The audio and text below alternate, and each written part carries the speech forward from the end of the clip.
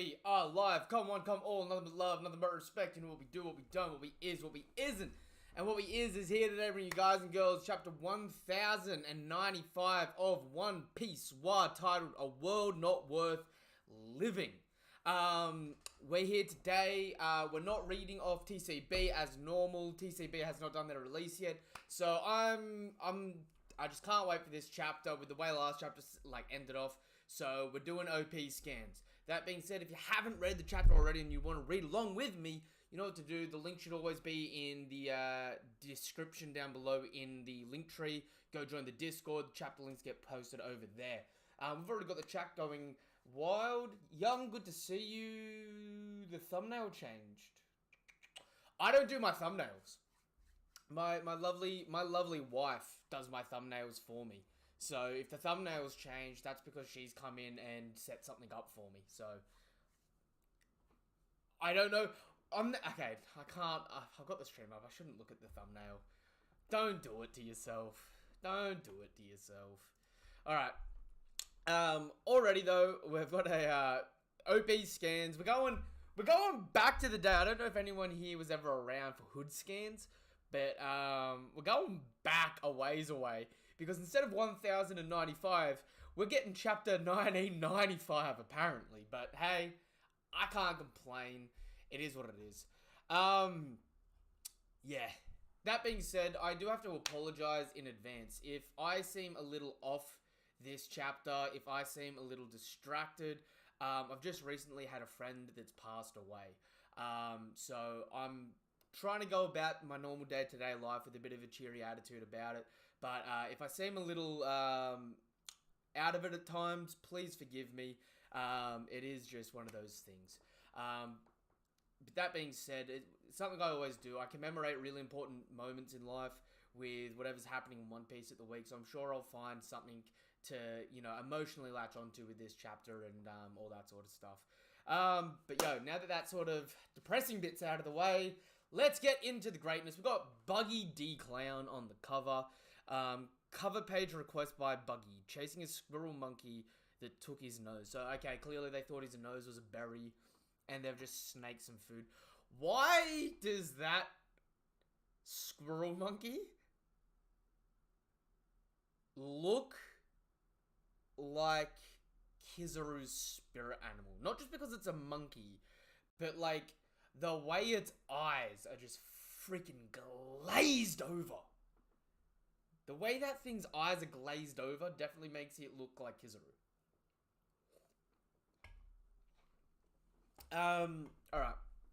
Let's keep going. So we're picking up. We've still got We've still got Saturn's big conqueror's Haki flailing about. Now the fodder's fucking off. They're just like, no, we can't handle the black lightning. We can't handle the power. One of the 5 elders, Saint Saturn, has landed. Rear admirals and captains stay behind while all other soldiers retreat from the center. The Gorosei has made landing. I mean, they're playing a little bit of catch up here, but okay. They aren't worthy of his presence. How did he even get down here? I've only seen portraits of him. What was that flash of lightning? Yo, so some of them are seeing it too. Well, okay. If the fodder is seeing it, we've never had canonically any single character in all of One Piece actually directly comment on the lightning from Haki. Which then brings me to question whether or not this is Haki. It shares the same sound effects as Haki. But if someone's finally addressing the fact that the lightning is visible, either that fodder-ass marine ain't as fodder as he seems, or maybe there's something nefarious afoot. Alright? We usually call in an admiral just one celestial... Wait, we normally call in an admiral... I'm assuming it's meant to say. We normally call in an admiral for just one celestial dragon. He's above even those gods. Are you telling me that man has come from Merijois? And again... we're focusing on the Haki. Yo, hang on.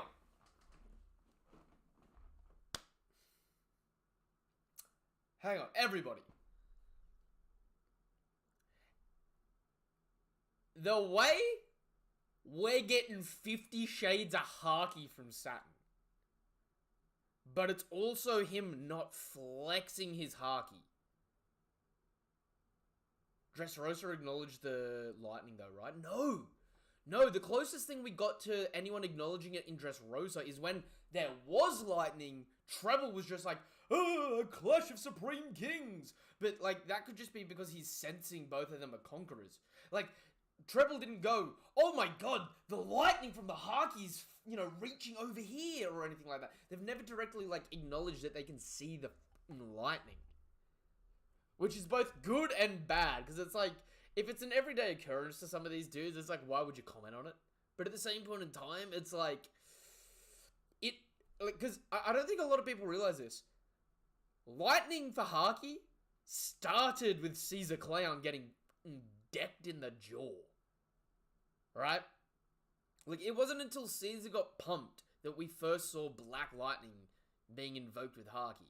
So it's like, there's levels to this stuff. It's weird. Do you know what? Young, I got a whole folder set up, right, of every single panel in One Piece post-time skip with Haki, right? Me, you, Eggs, Kuma, maybe Glitter. We need to get a roundhouse going through every single panel that has Haki and make a judgment call if there's, like, genuine consistency on it. I feel like that needs to be, like, a little group project. Or maybe like a mini-series of like going arc by arc and just actually like categorizing all forms of Haki we've seen. Alright, but we cut over to Saint Saturn's big beefy face. Yo, why does he kind of look like the worst kind of mall Santa? In a really, really weird way. Saturn looking like the worst kind of mall Santa. Buddy, what are you doing? Saint Saturn, a Gorosei has been stabbed! Yeah, so we get a pretty decent gauge of how tall he is seeing Bunny, like, actually on him there, though. Although his... Far out. He got them salad fingers. He be up in the Holy Land, touching them not-so-rusty spoons, day in and day out. Look at those creepy things. Yo, if my buddy had hands like that, and I was one of the other Gorosei, I'd be like, yo, can you hook me up with a back scratch or something, man? Like, you got the talons for it. That's a world leader who reigns at the top. Prepare to fall. Whoa! Oh! What is this? No. His hair is a chakra? Or is this man about to launch the special beam cannon? Yo, okay, so we get a lineup of 3 Vice Admirals. We don't know the wings of them, but we know the man in the center is my boy Doberman with his slick-ass coat, right? But to his right, we got Charlotte Opera V7, right? Version number 7. But on the left, hello, we got my dude with the long beard, the long hair that's slicked back, and the white streak coming down. The guy that I was saying would be interesting if he fought like Frankie or something, right? This homeboy, the top of his weapon, and we know it's his weapon because we've seen it in other panels, right? So it's like next to his side, but he's like holding it like this, as if he's about to throw the chakram at someone. But.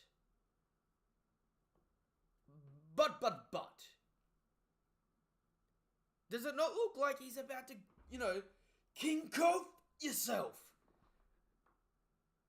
Like he's Tien from Dragon Ball, the Team 4-star version, clearly. Bonnie, quiet down, insects. If I didn't want to get stabbed, yo, and we see the Haki sound effect again with his eyes! Ooh!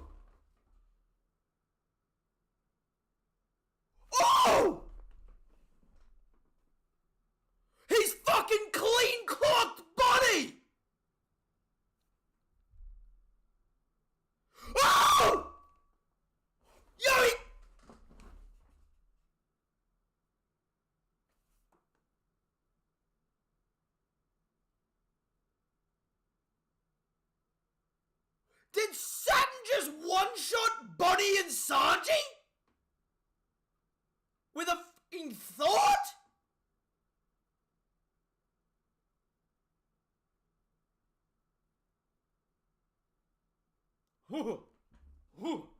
Yo! Saturn eyes peak, right? Like, this man's trying to steal their soul. We see an invisible barrier just go wham! Saturn just like Luffy, right? Equal rights, equal fights. Saturn ain't afraid to hit someone that even he calls a little girl, right? Saturn just comes in and goes wham! With a thought. With a fucking thought. Then just scoops her up in his creepy ass salad fingers, right? Sanji's just like his femdar demon, right? You can hear the he's just peeking, right? Sanji just comes legging in, same thing again, invisible barrier just goes wham! Sanji's face just gets dude, all post time skip, Sanji has been training day in, day out. How many nosebleeds can I get to survive getting smacked by Saturn? Saturn thinks, and it bypasses this man's exoskeleton.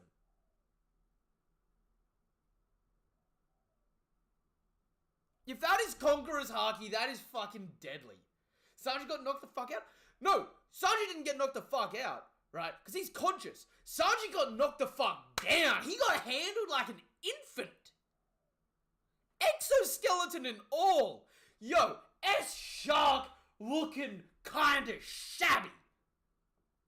Low-key. Queen the Plague. Hitting this man off guard with all the might of a Sith Lord. Off guard to the jaw. Barely puts a dent in this man. Definitely didn't get any blood.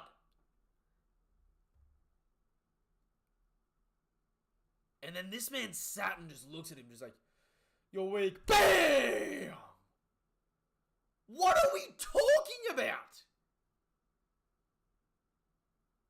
I was literally, I swear, we need a Lunarian. I need to see Saturn versus a Lunarian and him do this to a fully fucking grown Lunarian. Bring back King of Wildfire just so that we can see Saturn's abilities are Duraneg. And most likely Conqueror's Haki with the sound effects.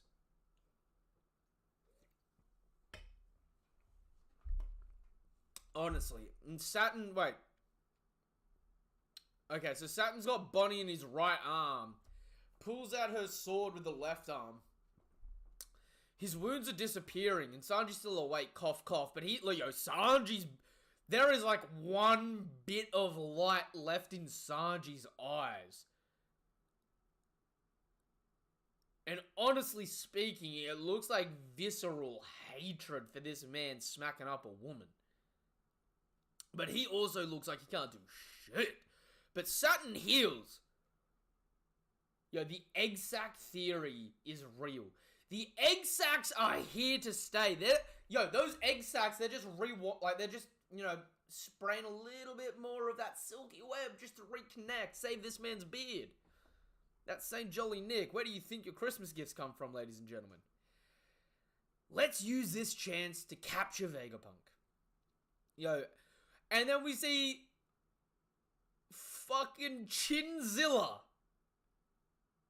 galloping in with all the force of... I don't know. This man is an earthworm, right? Like, can we agree on this? Look at this dude. 1, 2, 3, 4, 5.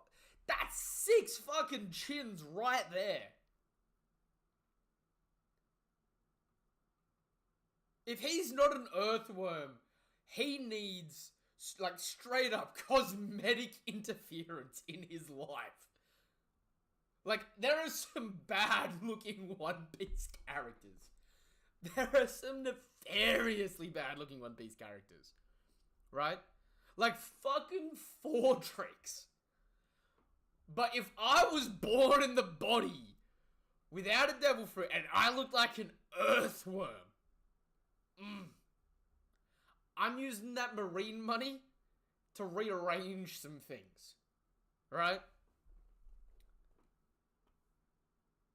What if each chin has a weapon under it? Oh, like Krieg's armor. Yo, under each chin, he pulls out a Glock. It's got a little bit of neck fucking fat and sweat on it. Makes it flammable. When he pulls the trigger, the freaking greasy, fat, sweating nuts. Oh. He is just... Like, I'm sorry. I like the design because it's so weird. But it has to be a devil fruit. Because if it's not... How that man made it to adulthood, I don't know. Especially when people like Beppo were almost beaten to death. Let's use this chance to capture Vegapunk. Wait, you fools! There is no need to haste. They have nowhere to run. And Saturn's just, like, commanding dominance. Even for you, that took longer than expected. Kizaru. My apologies. I have no excuse. I don't think I can move for a little while. And Kizaru's holding his head. It's okay. I understand the reason why. So, Kizaru and Luffy are both down. Luffy's knocked out because of Gear 5. Kizaru's awake, but he's got them head spins after getting the Toon Force flag afflicted to his brain. Bro ate the Chin Chin fruit. Okay. Young. What if instead of the Chin Chin fruit, what if, hear me out, what if it's the Choo Choo fruit? Not to be confused with the Munch Munch fruit. The Choo Choo fruit allows you to chew anything. But you need to, like, you know how Gear 4's arm, like, retracts back in? To eat anything, you need multiple layers of chin to get through different amounts of, like, force in food. Well then, and Saturn just goes to murk Luffy while he's out. Luffy's got his tongue out and all. Luffy's just like... Strong right... Woo! So Frankie hits Luffy with the strong right, clashing a little bit with Saturn's toenail. Meanwhile, Luffy, spewing blood, is just flat Stanleying all over the bloody verse. Gahoo, gahoo! Yo. Why does that noise bring me back to, One Piece Treasure Cruise? You got the Nakama! Gahoo! Like he's Mario. I see. You have a pretty strong crew. Even the world leaders at the top are after my captain's head. Gah! Yo, fucking Frankie. I tell you what. I used to not care for Frankie. Not too much. Like, I felt kind of like, I definitely used to enjoy him more pre-time skip design-wise. But he's grown on me recently. I love this man's just macho dedication to be like, shit, we gonna get it done. We gonna get it. We gonna do the thing. You know? And I love his undying loyalty for Luffy. Like, Usopp in Onigashima being to Santa Nami, he's like, it's okay to lie. We're good. Don't die. Frankie. Yo, listen here, you big fat cow. Directly to Big Mom. I'll do a burnout on your damn jaw. Shut your f***ing bitch ass up. Right? I mean, then he proceeded to get folded and just, you know, essentially dance with Sasaki for an hour. But, I mean, like, my dude talks shit to some high-tier people. Like, he talks shit to Big Mom. Now he's talking shit to Saturn, right? Pre-time skip, he was talking that shit to Lucci, right? Frankie Usopp is the resident liar. Frankie is like the resident shit talker on the crew.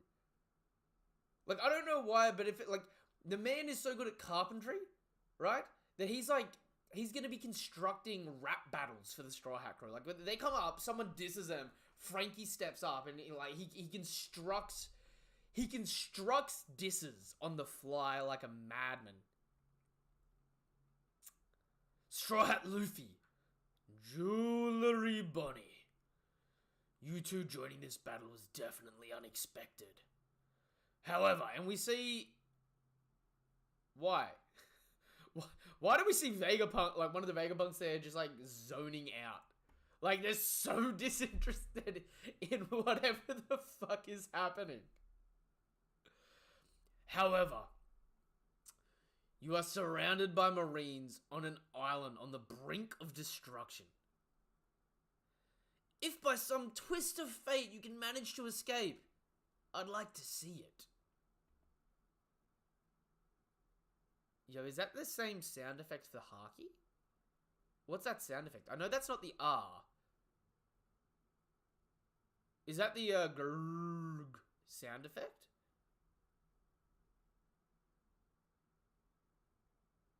Yo, I need to go back and relearn my katakana and kanji and all that. I think it's, yeah, because we still see the lightning. The Conqueror's lightning. You, Vegapunk. It's a shame you betrayed us for all your contributions to the military. Thank you. Saturn gonna give him praise to just bait a little bit of hope, and then he's gonna murk someone, isn't he?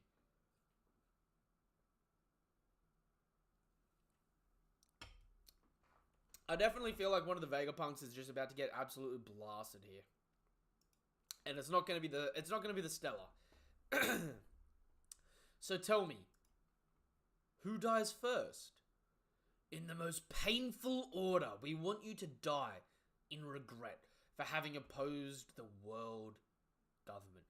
Alright, well, you killed them off the least emotionally invested. So you're gonna kill off the female Vegapunk, right? Then, if Kuma's on the island, you kill off Kuma. After Kuma, Bonnie's gutted, you murk Bonnie, Vegapunk feels gutted, and then you slowly, you go down for Sanji, and then you start going down all the Straw Hats until Luffy gets his second win, and then you murk Luffy, leaving Vegapunk with literally no one to save him. That would probably be the most emotionally painful order, realistically speaking.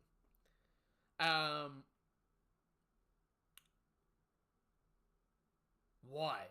When humans are told not to do something, they always do it anyway. Yo, and his skull.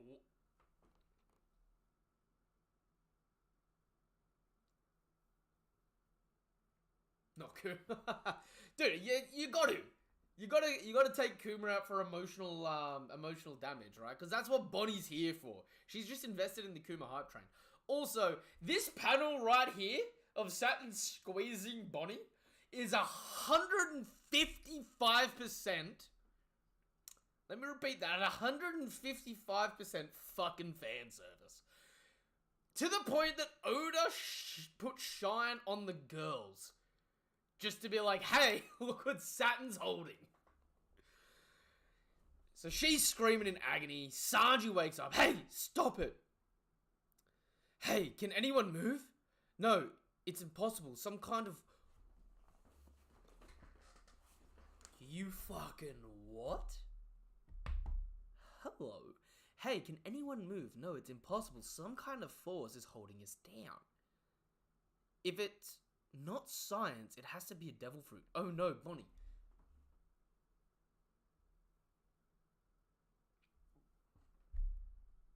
If Saturn is an awakened mythical zone,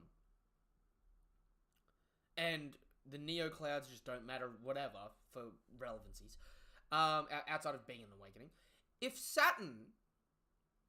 Oh, yo, we still haven't gotten his fruit yet. Are we getting his fruit this chapter? I hope we get his fruit this chapter. If Saturn...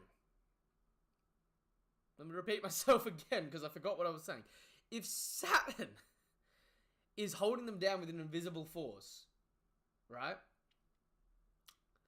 Is it Conqueror's Haki, since Conqueror's Haki sound effects is applied, and this is just like the upgraded form of it? Or is the Conqueror's Haki also working in conjunction with the Devil Fruit, and one of this man's abilities is just straight up telekinesis? Because he's like a yokai. He's a telekinesis because he haunts shit. You know, he's a walking, talking poltergeist. Is that what this is? Because they're like, if it's not science, it has to be a fruit. I mean, like, wait, has Vegapunk even fucking acknowledged that Haki exists?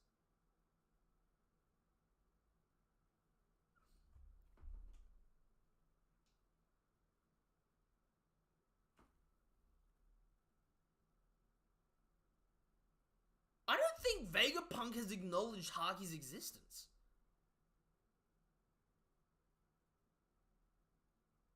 So he wouldn't be able to tell if it is Haki. You think it's just Haki? Yeah, okay. So if it's like spiritual pressure and it's just Haki and it's just so overwhelming. Because again, the sound effects are there.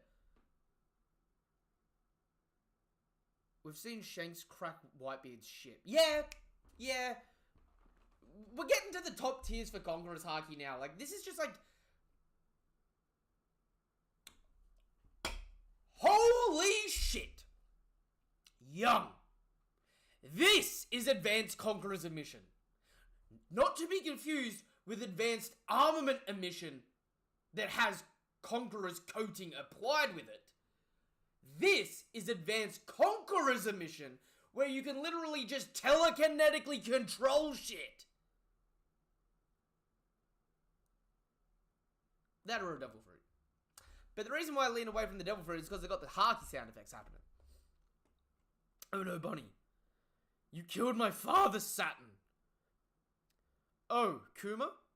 He was born a slave. A remnant of a tribe of people that committed a grave crime. Woo! Are we getting Kuma lore? Please. What race is he? The lone survivor of the exterminated Buccaneer people. Buccaneer. Buccaneer.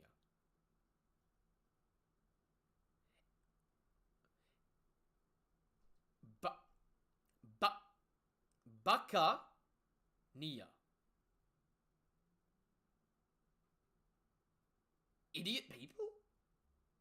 Is that translated right?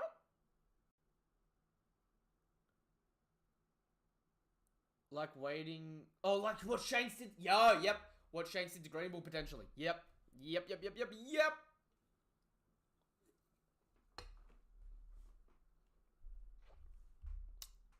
The lone survivor of the exterminated Buccaneer people. Buccaneer. We've got Bonnie starting to look back at kind old Kuma cracking a smile. Bonnie, ever since I was a child, I've always wanted to be a hero. One who brought freedom to those who were suffering. Just like the warrior...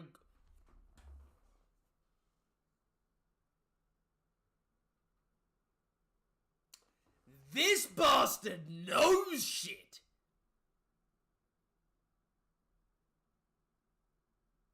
Just like the warrior of liberation, Nika. Everyone, aim for the head. Nika, yes, I admired him. He would dance into action with a smile on his face. Ta-dum-dum-ta-dum. Is that supposed to be dum-dum-dum, da-da-da-dum? Or is it supposed to be the Gear 5, the dum-ta-da-ta, dum-ta-da-ta-ta, dum-ta-da-ta, dum-ta-da-ta-ta? All Kuma wanted to do was free people, and he was called a tyrant. Yeah!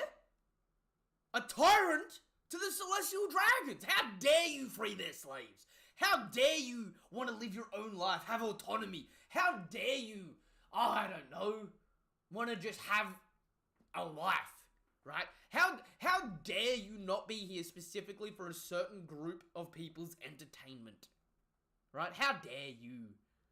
How dare you, tyrants? Bonnie-chan, leave her alone. She's just a child. Will you set me free too? Of course. Yo! Is that fucking Akuma's eye? Oh. We're going into flashback. Hello.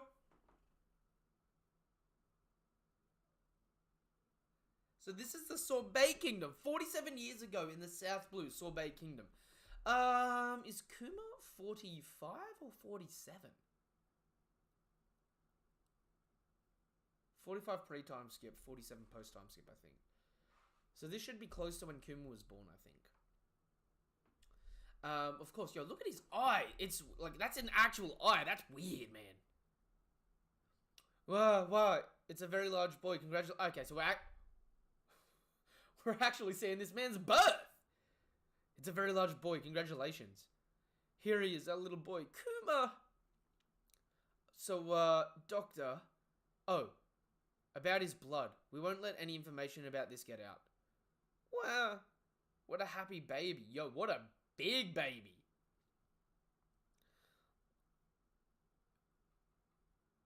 What? What a fucking man-child. Oh. 47, so Kuma is 47, yeah. What a happy baby. Sorry, clap, run. The government had eyes in the hospitals too. I'm so sorry. I'm so sorry. I'm the only one with Buccaneer.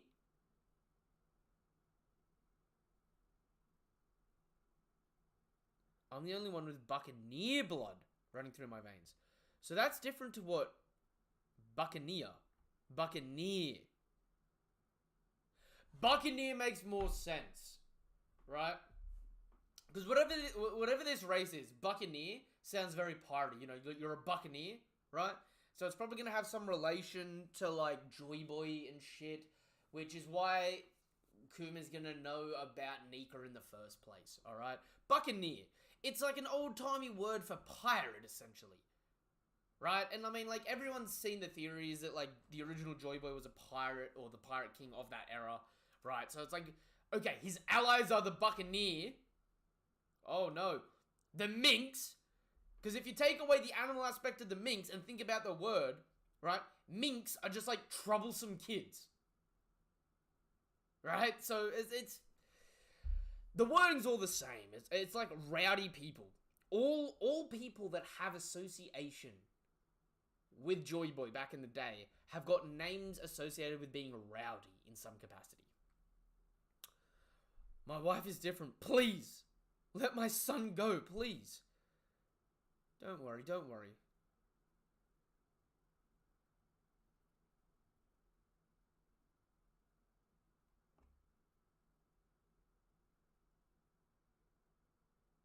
Is this...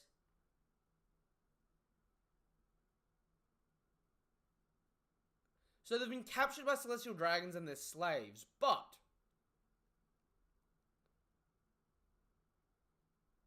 This... Kuma!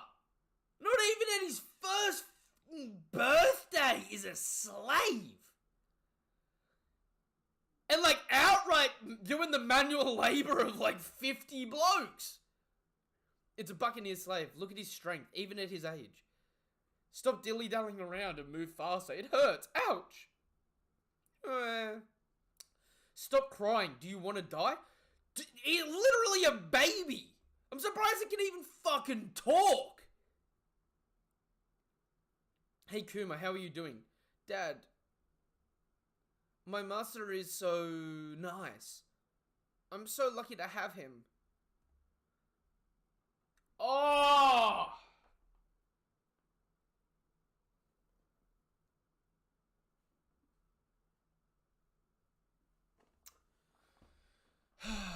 your mum has passed away. She's in heaven now. She's in a better place now. Yo, and he just starts crying.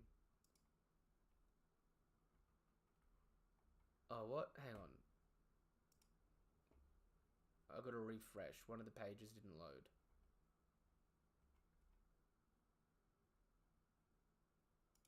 Don't do this. Okay. We've got a dead page.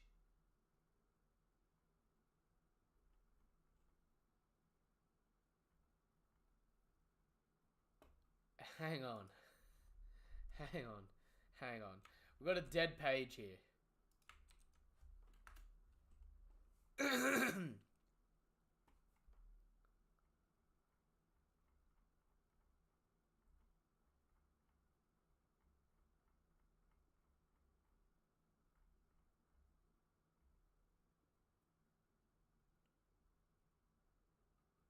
I don't know how I feel.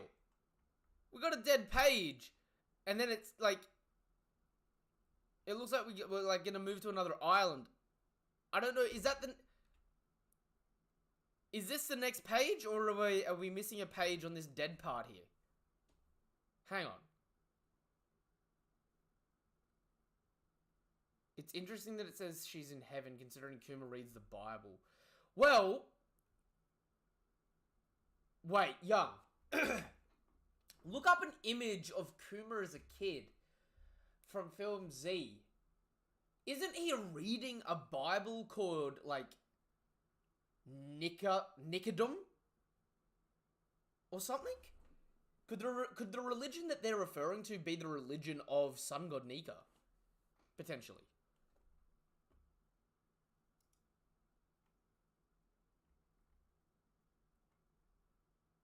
What?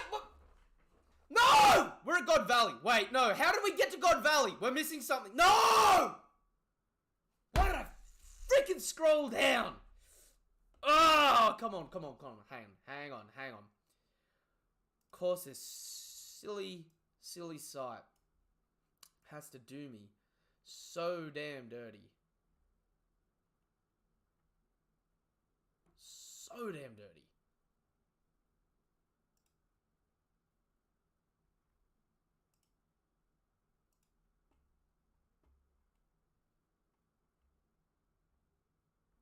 Ooh, okay, here's an alternative version. How do I adjust this, though?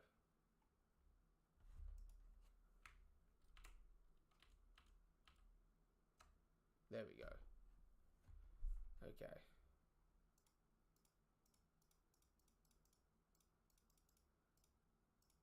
Whoa! I double-clicked, I went too far! I saw things I shouldn't have. Ninokin. I wonder if that's a religion.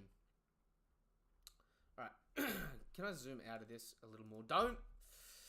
Hang on. Alright, there. Hey Kuma, you're strong. Keep enduring and live on. Why? I'd rather die. You look at this kid.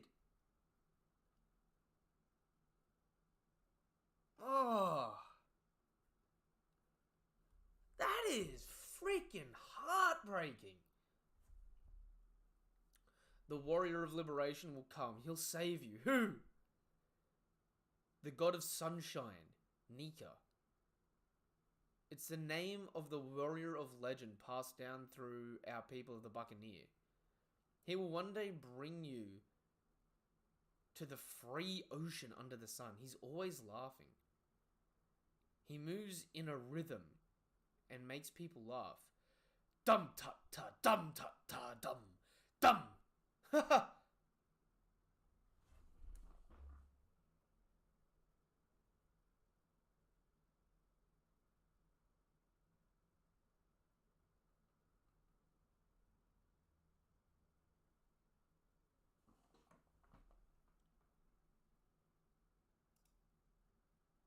Honestly speaking,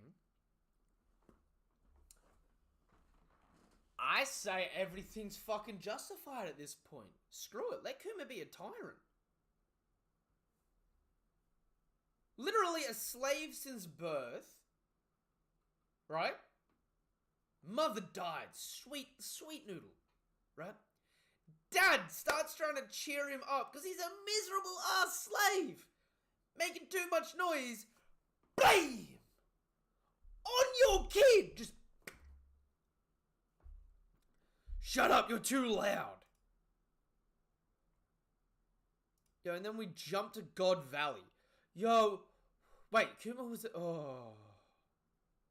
Kuma's gonna be one of the slaves.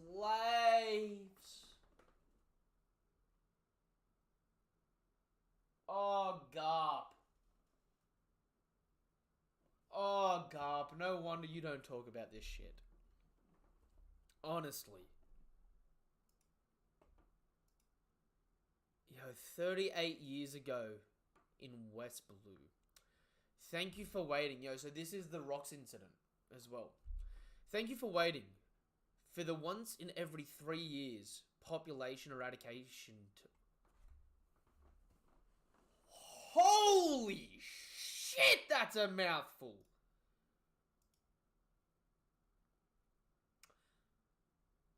For the once in every 3 year. Meaning you're running a year delay, like alternating around the revelry. Population eradication tournament? Yo, go back. What are all these fish head? Look at all these fish head looking little... Oh, I love to hate Celestial Dragons. This year, the tournament will be held at this non-world government affiliated country, God Valley. Really? This was non-God affiliate? This is non-world government affiliated? What? This island, shamelessly named Valley of the Gods, is rich in many resources. Here, the tradition of hunting humans will take place. Will be changed to hunting natives. This country is now property of the world government. What are you doing? Are you trying to kill my people in this game? Are you crazy? This is my country, your highness. And man just gets his throat slit. Kyo, your highness. Yeah, and they're sending off fireworks for this and everything. Who's this? Oh!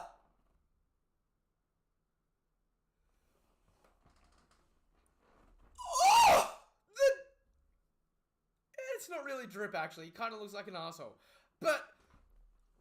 Yo! God's Knights. Wait, I've got to read... No. God's Knights. Saint Figurland Garly. Yo, this man took up the page.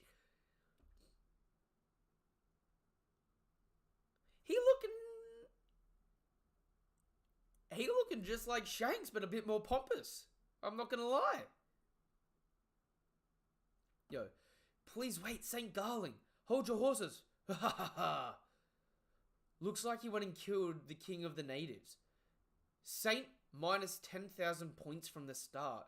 And all the female celestial dragons and their fishbowl and fish head looking bobble-headed ass. They're swooning over him. Ah! God's Knights, Saint Figurland Garling. That should be a good handicap for the other contestants. This year, in addition to the natives, you will round up problematic slaves. So, we have captured the child that escaped, the child of the Buccaneer tribe. Oh, yo! 2 and 2 are making 4 now. This is Bonnie's recollection of Kuma's memories. Adoy. Right? Obviously, other stuff being thrown in, but that's how the flashback's being triggered. It's her reminiscing on that sort of thing. Saturn hasn't aged in 40 years. I know it's both implied that he's like near immortal, but also not. Like, Ivankov makes the comment that only Imu would be immortal. But, like, this man is here and he is ageless. He been old since old. But, yo, if Figolin's here and these ladies are swooning over him, I'm just going to remind y'all, he has to have a partner that's, you know, been doing the nasty. Because at this point in time, right, 38 years ago, rat-haired Shanks is alive. Okay? The son or grandson of St. Figolan Garling, I'm assuming it's his son. Man did not age well, though. Like, old Figolan doesn't look bad, but old Figolan doesn't look like he used to be this.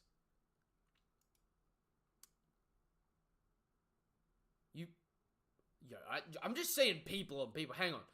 You bastard. Why would you try to escape? It's a responsibility that the 10 of us have... It's a responsibility that the 10 of us have to take. If you run away, the rest of us will die too. Hee-haw! Hold it right there. I see. So you're this year's prize. I hear you're from the Buccaneer tribe.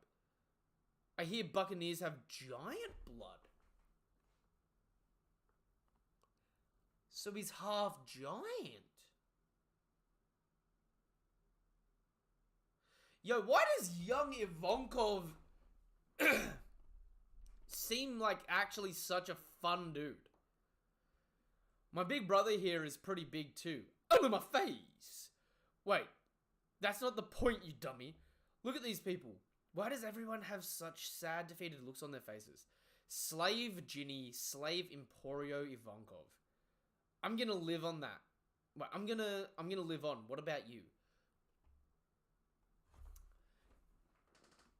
I did the math and Kuma is about 9 during God Valley.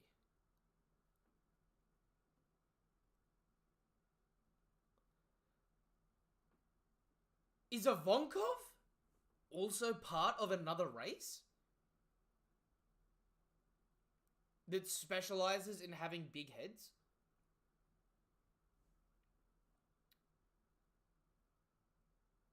And also, would Ivankov have his fruit? Ooh.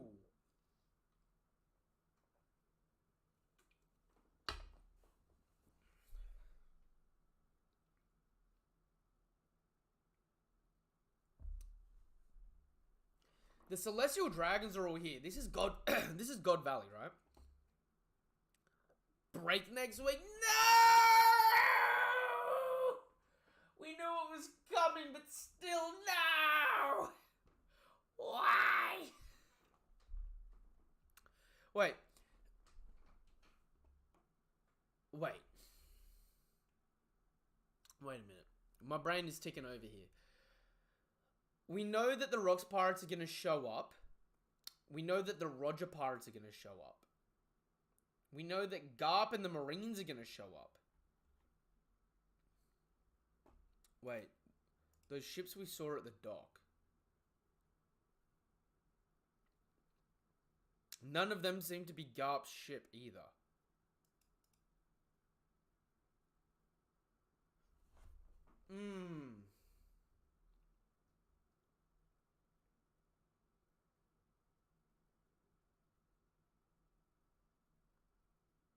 Okay.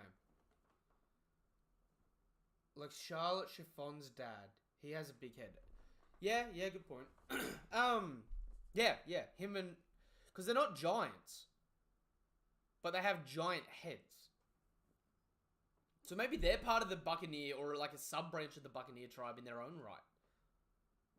But it all just went to their head. So Ivankov and Pound is his name. Wait, young. Slave Ginny. Is this going to be Kuma's wife or Dragon's wife? Or is she going to be the kid that doesn't make it off the island? Because, is this Bonnie's mum? Or is this maybe Luffy's mum? Because, do you know what?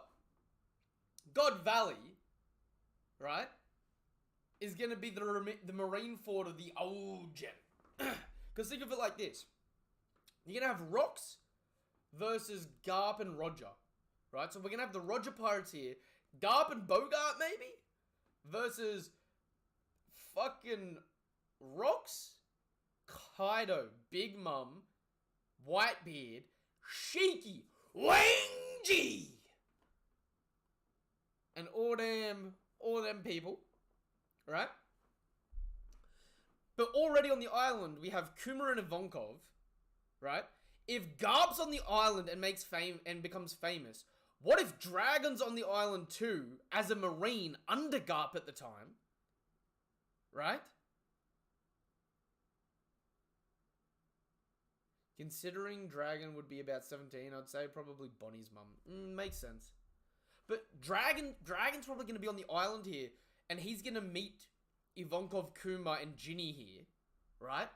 And this is going to lay the groundwork for the Revolutionary Army later. So I'm going to assume that during all the chaos, if Dragon's here supposed to be working under Garp, Dragon's going to free slaves on the down low. And the slaves that he frees being these guys here, he's later going to turn around and ally himself with.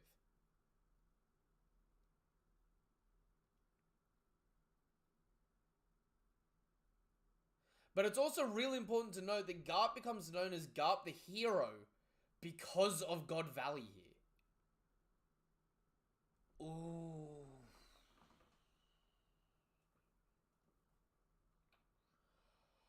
Holy shit! This flashback, are we gonna get to... Oh my god, are we gonna get to see the War of God Valley?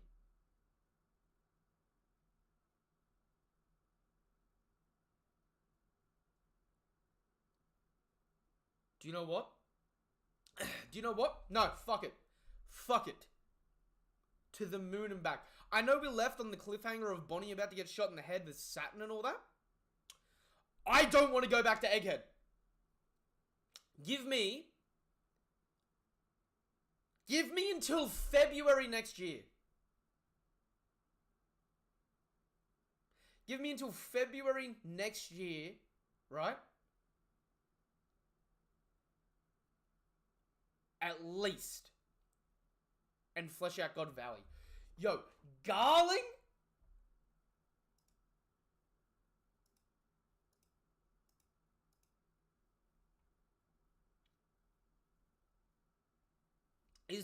Yo. Okay, what about the theory of Garling being the dude that gives Whitebeard his scar? But Whitebeard didn't have his scar when he last saw old Shanks. Last saw old Roger. But he had it after that. So maybe freaking Fearland is going to have a backstory that after the Great Age of Piracy started, he tried to go take out Whitebeard himself.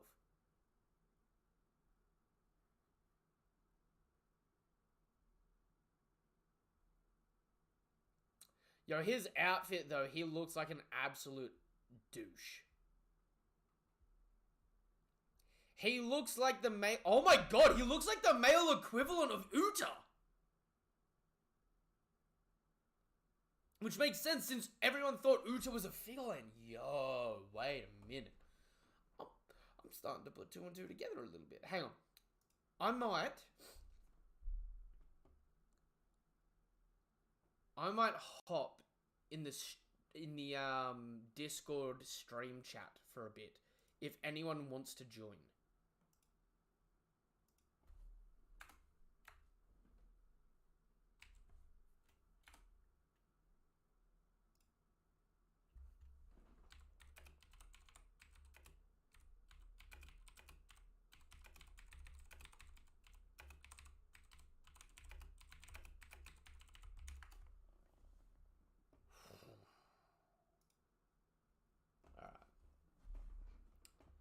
Anyone's wanting to hop in and talk about the chapter just while I'm on for the moment, feel free. You can do so through the Discord. The link to the Discord is in the description down below, right? Chat a little bit about the greatness. If not, and if I don't hear anything back, I'll give my little bits of thought about the chapter. Yo, Turtle. Young, how you going? I'm alright, and I've got you unmuted now, so you say hello to the stream. Yo, what's up, guys? How's it going? Yo, what a chapter.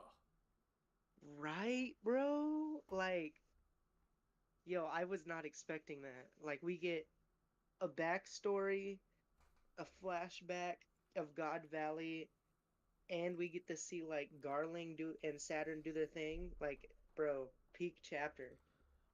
I'm.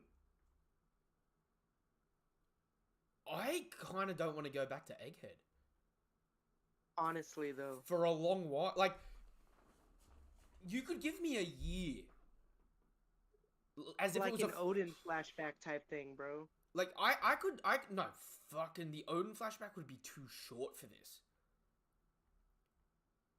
How many chapters was the Odin flashback? It was a Like full 15 or it something was a on. full volume, so it was only a little over 10. Ah, And it's the longest flashback in the entire series. right. I honestly speaking, I could do a whole volume on just the Rocks pirates fighting Whitebeard and Roger without any Yo. plot. That would be that would be hype. And what if 1100, what if it just introduces rocks for the first time? Because Oda likes to do his like big chapters or his landmark chapters on like big events, like What when if the raid started. what if it introduces Rocks and young Roger and he looks like Luffy? Yo. Yo. That that's pretty crazy. Oh yeah, because that would be right when he first started the crew, almost by the It's him and Rayleigh. flashback where he, yeah, It's him, Rayleigh, maybe Scopper Gaban, and a few good men. yo, we need to see Scopper Gabon do something, bro. He hasn't done anything, but he's like one of the wings of the Pirate King, bro. Oh my god, are we gonna get Dark King Rayleigh versus Figureland? Yo, Swordsman on swordsman. I never knew I needed that fight until like just right now, bro. And it would be like the closest thing we ever get to a who wins, Shanks versus Rayleigh. Yo, that would be good. And it would be Prime Rayleigh too, bro. Yo, think. Oh, not just Prime Rayleigh and Roger and all that. Prime Rayleigh and Roger and all that, but with also the room for them to have Harky blooms in this flashback. Yeah. So it's like you could start off having them a little bit more tame, and then start whipping out the advanced techniques. And it's crazy how Oda's showing us like what Saturn can do with, well, what we're not sure if it's hockey, but I'm It pretty seems sure like it's Harky. just Conquerors. Yeah. I mean, it's using the same sound effects and everything. But then you get rocks pulling up to God Valley. Imagine that level. Like, I just imagine like almost Bleach level, like the spiritual Mm, pressure just bringing buildings down and shit. yo, 100%. I'm Oh my god, I'm so lost for words. The first thing is seeing God Valley closer up now and in relation to how big it is compared to ships, but also knowing that where Kuma's memory was when we saw that flashback with Bonnie is on God Valley. Right. I wonder if this is like an island, even though it's in the West Blue, an island made by like the former world's greatest swordsman or something. Oh, because like the split in the mountain? Yeah. Maybe. Like a former sword god, maybe like Ryuma, cutting the island in half. Yo, and then maybe that's why it got its name God Valley, not because they were like trying to be above the celestial dragons, but because it was formed by like an actual sword god. Mm. Oh my god, I forgot this chapter started on Egghead. Holy shit, this was a big chapter. Yeah. That's what I was saying, bro. It's just like tip of the iceberg at this point, bro. Like, yo, Yo, the Kuma flashback was one of the is one of the best ones too. I'm not gonna lie. Or at least one of the most emotional. What were you saying? I'm not gonna lie. Like starting the flashback with us seeing his eye for the first time as well, Right, because he's always got those glasses on and it's always been outshaded, and he always looks menacing. And then you see from Sabo's perspective that he's like one of the kindest and cheeriest people, but it's not something that we ever really felt in the story. I'm right, I'm calling it now. The prize. So you know how they're doing this tournament. yeah. I reckon the prize is going to be a full treasure chest full of devil fruits. I heard the thing that what if well, I really don't think that's what's gonna happen considering Shanks was found on God's Valley. But what if the prize is the Nika fruit? I, I, 'Cause it could be, but I'm just thinking of it now, right? Think of who we've got here: Kuma, pawpaw fruit; Ivankov, hormone fruit; Dragon, potentially, whatever Dragon's fruit is. Kaido's fruit came from this island. yo, that's true. So do you know what I'm actually thinking of now? I'm thinking this tournament is going to be a tournament over like a straight up treasure chest full of devil fruits. And when shit And gets rough, mythical zones. and when shit gets rough, Saturn's going to dump. Oh, sorry, not Saturn. Garling's going to dump out all the devil fruits and put Shanks in the chest for safety. Maybe. And then I don't know. I don't see Garland as I don't see Garland as that type of person though. you don't. Like yeah, I feel like with Garland, like how he's being presented right now, like no remorse almost. Like I just imagine Shake starts crying and he just like kicks him over and like deal with it, rub some dirt in it, bro. Well, the way he's talking now, he's like, that much of a handicap wouldn't be bad, so bad. Makes it sound like he has to handicap himself because he's like one of the only competent celestial dragons. Right. So, at this point, he's got women fawning over him, but Shanks is already born, or is about to be born. Right. So, he already either has a partner or a one night stand. Right? That's like Right. hanging around, about to, like, have his kid, or has already just had his kid.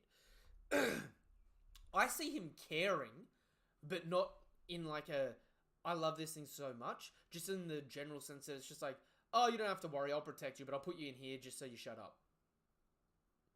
Right. But I do see something more interesting coming out of it.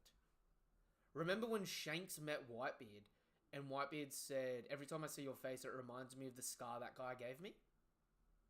Right. But we know from the Odin flashback that Roger never scarred Whitebeard by the last time they met. Right. Right? So between Roger's second last time seeing Whitebeard and Roger coming to Whitebeard and having that drink that we see before Whitebeard dies, Whitebeard has the scar, but Roger never fights him. Oh. What if Garling is hunting down the different members that were on this island looking for his kid post God War, and ends up coming across Whitebeard at that timeline, doesn't know that Shanks is a part of Roger's crew at this point, and like tries to fight him to see if his kid's on Whitebeard's crew, because Whitebeard's starting a family. Right. Because I feel like at the moment that makes a lot of sense as well, and it like plays back in on itself in that regard. You know what I mean? Where he doesn't care necessarily that he doesn't have his kid, but it's just like, you take my kid and then you say you're starting your own family. It's like, I don't even know who the fuck your kid is. Yeah.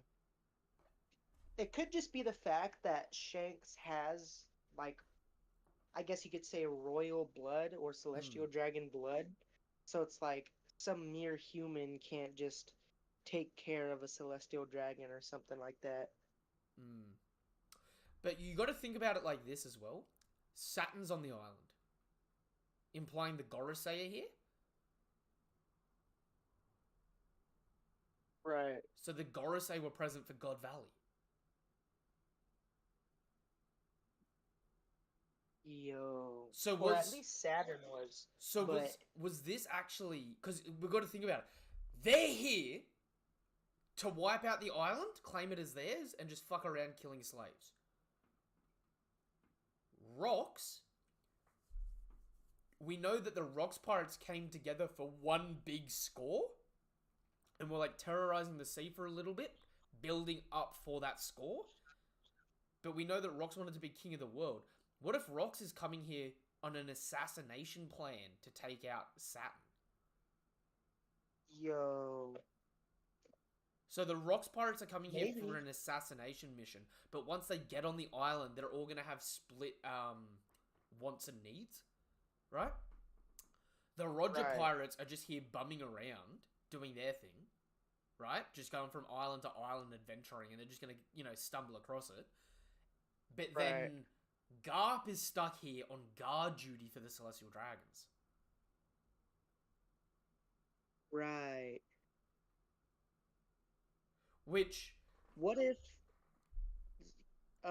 cuz Rox of course wanted to be the king of the world, right? yeah, So what if he somehow got tipped off that Emu was going to God's Valley? So that's why he ended up like pulling up in the first place. it's possible. And do you know what would be fitting with that? Huh. A small clash between Rox and Garling. Because that would also trickle down to potentially their kids, Blackbeard and Shanks. Right. Because at this point, Yo. Blackbeard's 2 years old.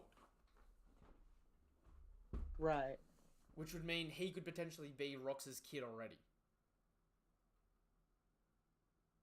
Oh yeah, true. So, like, Rox could have already had the kid, but, like, abandoned it to go out and fight. And, oh my god! Dude!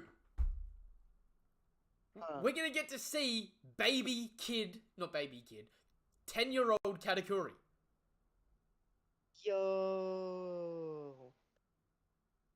That's pretty hype. Because all Big Mum's kids were part of the Rocks Pirates. At that point. Like, all her, like, like the ones around 10 and that. So, like, Oven Daifuku, Perisparrow, Brule, they were all fucking around with the Rocks Pirates. If they weren't Right. left at, if they aren't being left at a specific port with whoever their dad is at the time. We might get to see all of the Gods Knights too that we seen in the silhouette. Mm. Or at least maybe They their might just be, parents. Depends on if they've done a yeah. changing of the guard yet. Yeah, I was gonna say maybe they're just all geriatrics at this point, like a Garling. Because, yo, do you know what the craziest part's going to be? Huh. Getting to see Canon on screen Shiki. Yo. He was at God's Valley, wasn't he? Yo, Yeah. I forgot about that. Okay, hear me out. Hear me out for this, right? Roger and Garp fighting. Roger and Garp are gonna fight. Blah. Roger and Garp are gonna fight Rocks, right? Whitebeard, Rayleigh, and Garling are gonna be in like a tag team trio against each other. Right? Like, have you seen Pirates of the Right. Caribbean, like the Pirates of the Caribbean series? Yeah. You know when Beckett, Will, and Jack are like fighting over Davy Jones's chest, and it's like the three of them just trying to steal it off each other. Oh yeah, wasn't that like the wheel fight scene, Yeah, bro? yeah. It's gonna be like that between Rayleigh, Figureland, and Whitebeard. That that would actually be pretty hype. Then you're gonna Like, I don't think we have any 3-on-1s in the series. then you're gonna have like Scopper Gaban fighting Big Mom, and it's important to note that Big Mom at this point in time didn't use her sword; she was using pistols. Oh, So she probably wasn't as much of a hands-on fighter at this point, right? But do you know what I'm imagining? Shiki fighting CP0 yo, in a in a great sky battle over it. that would be good. So like imagine this, you're like in the epicenter, you've got like the epic fight of Roger and Garp fighting rocks, right? Around them, in like a tag team trying to help but also not get involved, is like Whitebeard and Rayleigh for either side, and Figureland like trying to get both of them coming in either way, and Figureland complaining, being like, you know, I'm strong enough to do this on my own, but at the same point in time, bitching and moaning that Garp isn't protecting him. Right, Because you got to think about it, right? Garp hates the Celestial Dragons, right? right. Garp also hates Shanks more than anyone else. Oh, yeah, that's true. So I wonder if that also relates to Garp absolutely viscerally hating Garling. Right. It's not because he actually hates Shanks for Not putting like 100%. pirate concepts Like, in Luffy's head, but like he hates Shanks for that, but he hates him more because, like, he's like, you're just like your father. right. That would be interesting. This chapter kind of made me want to see more and more like the celestial dragon side of things. Mm, Almost like, because obviously there's a reason that these like powerful individuals are actually following the celestial dragon's orders or the Gorosei orders or whatever, and it can't just be because, oh well, if we oppose Imu, we're dead. You know what I mean? yeah. Because Akainu, I mean, if I feel like Akainu is the type of person who, if it's something he can accomplish that he wants to accomplish, he would. But it seems like him, all the admirals, all of CP0, and then now all of the God Knights have seem to have some sort of a good reason to actually follow the like it's not just like blind faith. It almost seems, you know There what I is a mean? level of competency and leadership. Yeah, so I would like to see like the marine side of things of like what exactly is that, like what is it that they're following, or what do they believe that like makes them want to follow rather than do their own thing. I wonder if this is the last time they did this tournament as well. If a lot of Celestial Dragons get hurt, I wonder if they cancelled the event going forward. Possibly, yeah. Because we don't, I mean, of course we wouldn't hear about it, but there doesn't seem to be any races going extinct in modern day One Piece, and I feel like we would know about it It's considering Big Mom showed us like the book of the species, and there was only two that she didn't have, right? it seems And that's because more that it would like that they ran their course on eliminating stuff like back then, and then like now it's like the only like there's no point because the only members are left are like a single individual. Like you've got just Kuma for the Buccaneers, you've got just King for the Lunarians. It's not really worth doing a whole event. right. But I would, yo, dude, imagine. Ooh, imagine if there is a Lunarian slipped in here somewhere. I mean, we kind of have to though, right? Like we would have to see a Lunarian somewhere, right?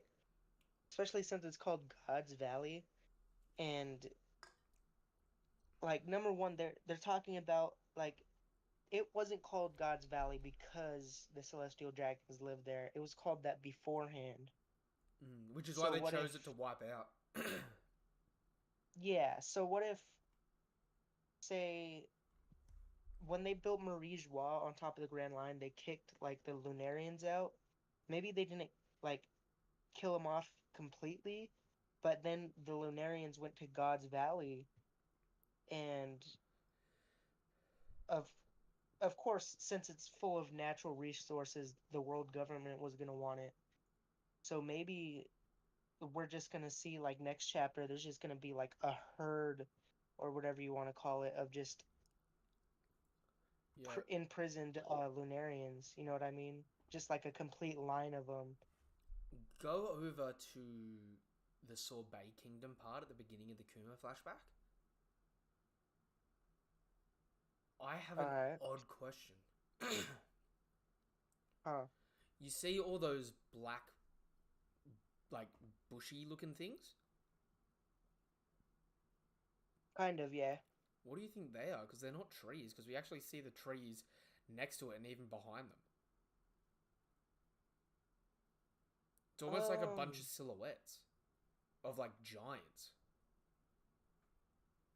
I mean, possibly, considering, I mean, we've seen the slave auction houses, you know what I mean? Mm. And giants are valuable considering they can carry a lot of weight.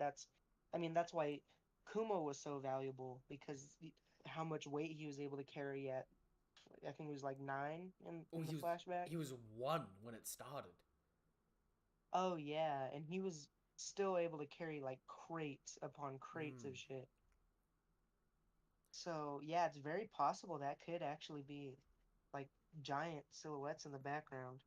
I Yo. mean, I wouldn't think like a slave owner, but like I mean, if you're at like God's Valley or whatever, say they brought all their ships, they would need somebody to unload that ship, and I'm sure they're not paying the Navy to do that. You Yo. know what I mean? Okay, two things. Two freaking important things. One, Bonnie's Huh. distorted future is her activating her Buccaneer blood. Yo, that's pretty insane. Because yeah, she does look almost exactly like Kuma. Mm. Yo, what if instead of like her activated, well, it would be the same thing, but like She's she's just manipulating. basically going, yeah, like the what do you call it? The genes that she did take from her father compared to like her mother, which looks to be Ginny. So, yeah, maybe she's just like going way back in time almost to and like just Mm. resplicing her genes. You know what I mean? That would be interesting. Two, Kuma has been a slave since birth, and neither of his parents seemed like they were royalty. Him being the king slash tyrant of Sorbet Kingdom means he goes back there after escaping God Valley. Right. I think that would be possibly a almost like a false title. Like I agree. I think he goes back there trying to liberate them, but he seems like a tyrant because the people that essentially the world government ops that let them know about his blood are going to be the same negative ops that are trying to like manipulate and rule that country from the shadows. right. So he's going to go back there, clean house, get rid of them all. They're going to all name him the tyrant, but really the land's probably going to be prosperous under him. What if it's just like a false king thing? Like in the real world, nations will put like a false leader in the space of like a real leader. That way it's somebody you can manipulate and you can manipulate the laws of that country even though it's not necessarily your country to manipulate. Hmm. We've seen that with like North and South Korea, you know. Um what if it's the same thing? What if they like decided to put him there as like a false king that they can just easily manipulate and maybe I'm sorry to say this, but maybe they can easily manipulate him because at the point when he turns into a king, they have Bonnie. You know what I mean? Maybe. That is definitely Because possible. yeah, because I mean the Gorosei seem to know exactly who Bonnie is. You know, I don't think they just know a random slave like random slave's daughter. So maybe I think he. the Yeah. deciding factor of all of it is going to be meeting Dragon. Right? Mm. My reason for that is I think Kuma meeting Dragon, Kuma is going to believe that Dragon is Nika in some capacity. Right. But what's actually going to happen is when Kuma gets older and has a kid, he's still going to question, but he's going to be like, it has to be Dragon. It has to be Dragon. Until he finds out about Luffy. Hence, Thriller Bark and Savity. That's a good question, though. Where do you think Dragon is gonna pop up? Because since we obviously have so many members of the Revolutionary Army, he's gonna have to pop up at least like once in a single panel or If he's something. not part of the Marines, he's getting dragged along because he's still living with his dad. I think we're definitely gonna see the start of not the Revolutionary Army because of course we've seen the start of the Revolutionary We're going to Army. see I think the. we're gonna see the start of the Freedom Fighters. Yeah, 100% agree. The Freedom Fighters are going to be these four people: Kuma, Ivankov, Ginny, and Dragon. The question is Ginny going to die here? Or is Ginny going to be a love interest for either Kuma or Dragon? Because like this very well could potentially be like Luffy's mum with the way she's eating meat. But at the same time, Bonnie gets the exact same vibe. Yo, I was kind of thinking, what if, I mean, Dragon would be kind of a shit friend, not gonna lie if it's true, but what if Jenny is like both Luffy and Bonnie's mom, but they have like different dads, like they're half siblings. Ginny for them streets. She doing what she need to do to survive out here as a slave, right? Freedom comes at a cost, apparently. Apparently, bro. Um, I think she's definitely someone's mum. It's just going to be interesting which way it flips, right? Her Yeah, saying Ivankov is her big bro as well. I think that's just like it's like an ASL thing. right. I don't think it's actually like, especially since they didn't go Emporio Ginny. You know what I mean? Yeah. But I definitely think this is the beginning of the freedom fighters here, which what I'm thinking is going to end up happening is Dragon's going to just be freeing slaves left and right while everything's going down. And I think if he's in the Marines, he's probably only like a lieutenant or a captain at the time.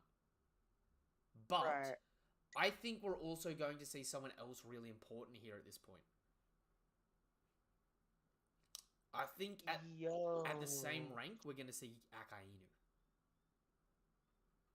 I was gonna say, what if we get to see like the OG admirals, like not the pre-time skip admirals, but like the three admirals before they were admirals, Well,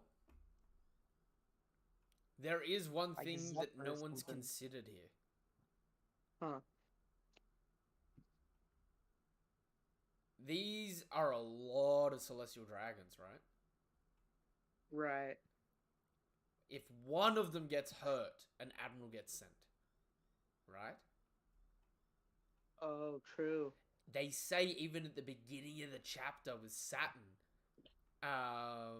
where was it? We usually call in an admiral for just one celestial dragon. He's above even those gods, though, right? We know Saturn's on the island too, right? Right. What if, at this point in time, current Fleet Admiral Kong is on the island for Yo, security? we have this, bro.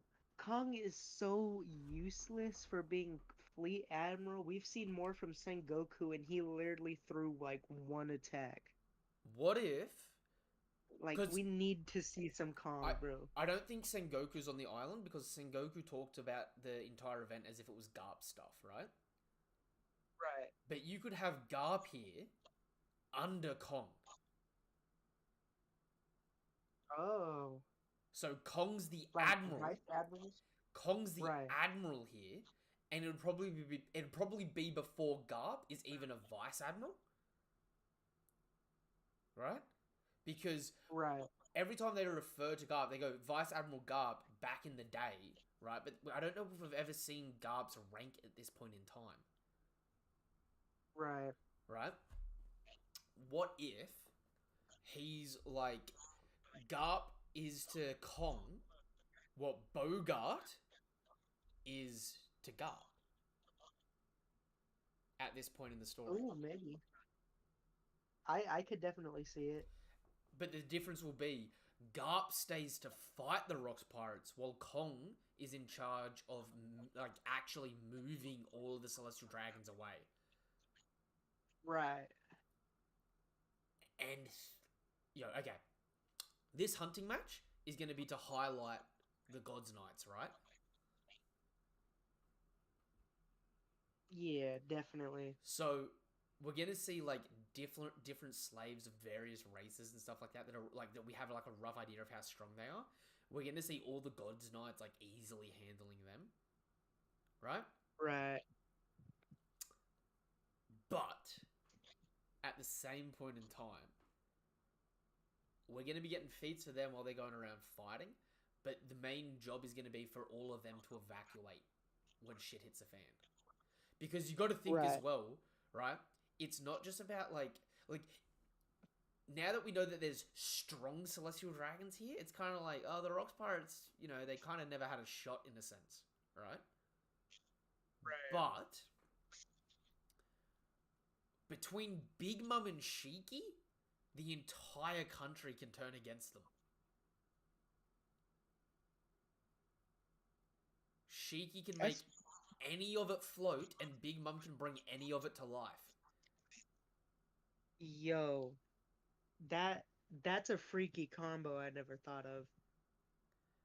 So we know that the island, though, ends up being completely eradicated. Right.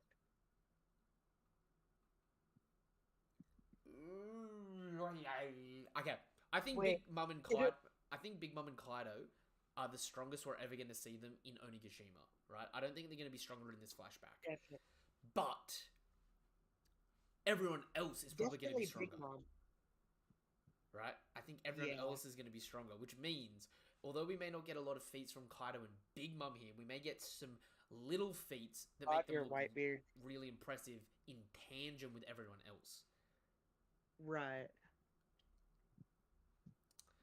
I now really want to know Mihawk's title of the world's greatest swordsman. He was known as the Marine Hunter for years, right? Right. What if they eventually sent one of the God Knights after him? Yo. And that's where he originally It would gets his have to title. be Garland. Yo, I would love to see a fight between Garling and Mihawk, bro. Like, imagine a teen Mihawk getting the best on Garling, right? Right. But managing to escape. And then years later, Shanks starts challenging him. And Mihawk can, like, see the clear similarities between the two of them. And then, like, Shanks just keeps going and going and going until he's, like, neck and neck with Mihawk, right? But then, obviously, when he loses his arm, Mihawk's kind of like, oh, you had the chance to get on top of me and you fucking blew it. Has it been stated how long ago Mihawk, like, was the world's strongest swordsman? Before the Great Age of Pirates, so before Roger's execution. He would only be either just alive or just having been born and a couple of years old at this point in time at God Valley. But between this moment here, which this is 38 years ago. So in 14 years' time, he was the world's greatest swordsman.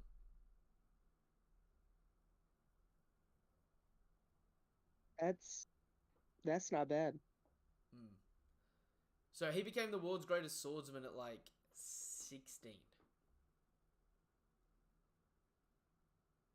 16? Yeah. 17? Because I'm pretty sure he's 40. Hang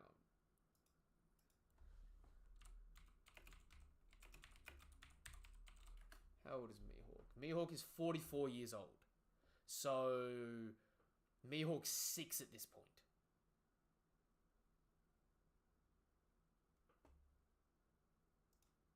So Mihawk's 6 at like God Valley, and then he'd be the world's greatest swordsman by 20, which doesn't seem like a lot, but it's like now that we're seeing like all the big players that were in play at the time, he definitely has to have fought someone in like someone near them to get that title, doesn't he? Yeah. And assuming I mean, he doesn't necessarily have to start his journey the same way or the same age Luffy and Ace and Sabo did, but that seems to be like a popular choice for Oda for these pirates to begin is around 17. See, So I think that 17 mark is when the greats set off. You know what I mean? yeah, Like the world's greatest swordsman and the pirate king kind of people. That's when they set off, like at that 17 mark, right? People that set off in like their mid 20s, it's like, you'll be a good rival, but you're never going to be that guy. Right? Just like people that were born in it, they're near the top, but they never quite reach the top because they feel a little too entitled for it. That seems to be Oda's like setup for them.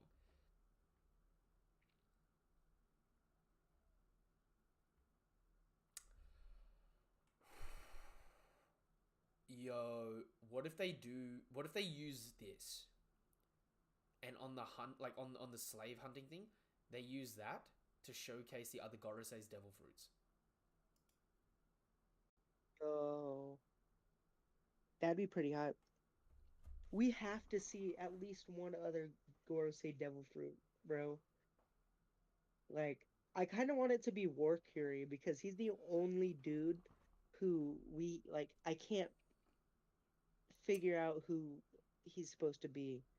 Or what he's supposed to be. Okay. I got a fucking interesting take.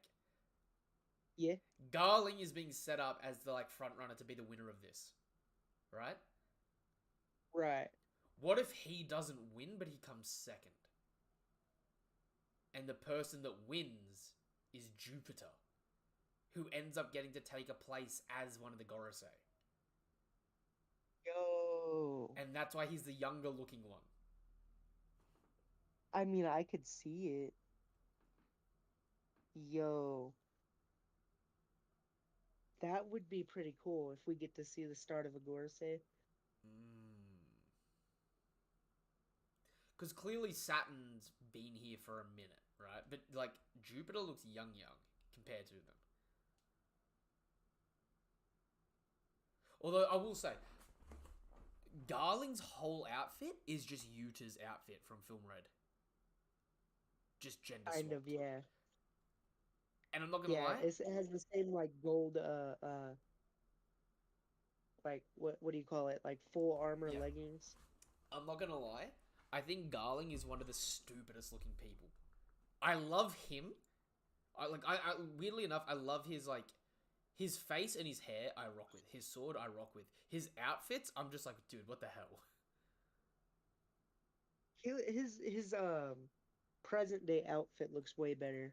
Like with the full beard. He looks like an absolute he looks pompous here. You know what I mean? Yeah. I think that's what Oda was going for, though. Yeah.